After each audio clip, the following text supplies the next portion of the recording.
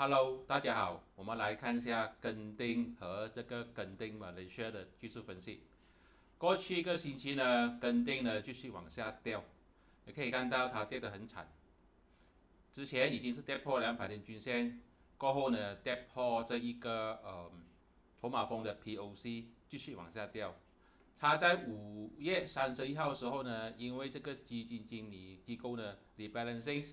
就出现一个长长的长下影线，算是止跌但是过一天之后它又跌回来，显示呢这个还是没有什么人去支撑它。现在它股价呢暂时是在4.19，还是处于这个指示线下面，指示线是4.20呀。如果我们看这个形态的话呢，你可以看到呢这边上升下来，上升又下来，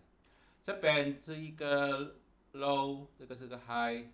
这个是一个 higher low 啊，这个是好事来的。可惜呢，这个是一个 lower high 往下掉。现在呢，它跌破这一个前提这边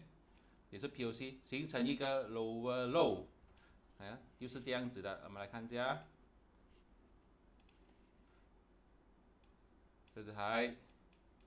这是 low， 这个是 lower high，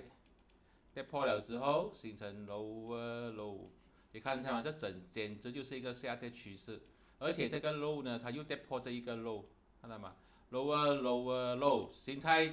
非常的不漂亮，现在已经是下跌趋势了啦。这个趋势呢好像还没有反转的迹象。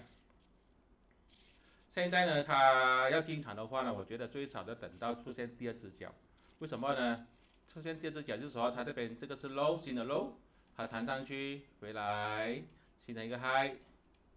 然后再弹上去形成一个 lower high。这个 lower high 呢就是第二只脚啊，这个呢就会好一点，它就会延续它的这个上升趋势呀。再突破这个 high 的话呢，就形成一个 higher high， 这样这个就是一个上升趋势。现在它还没有迹象所以不要去进场。我认为呢，最好呢，它就等它形成 lower low 的时候，所以 lower high 的时候再考虑要不要进场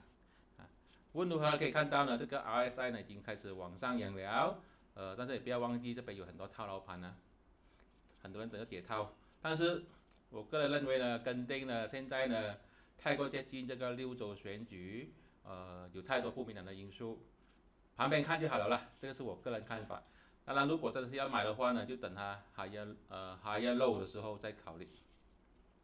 我们来看一下另外一个跟定马来西亚，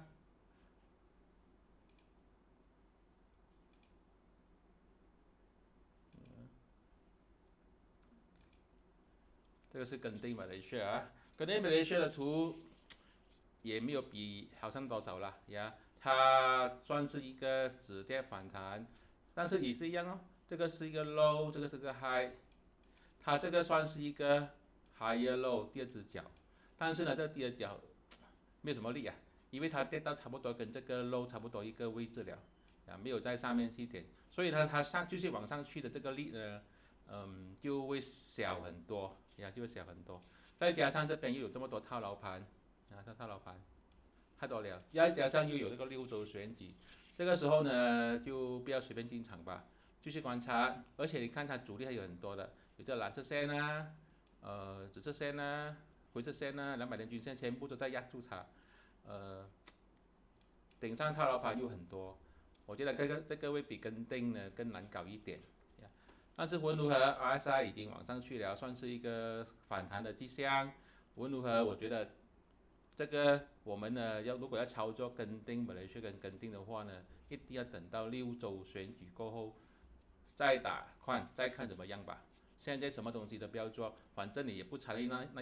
那一两毛钱，因为通常投资跟定或者是跟定马来西亚朋友呢都是长期的，然后长期的话你就不在乎那一两毛钱的差价。OK， 这个是我的个人看法，并没有任何的买卖意见。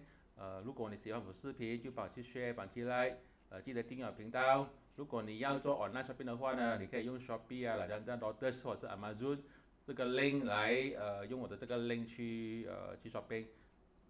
我会放在 comment 区里面的，谢谢大家。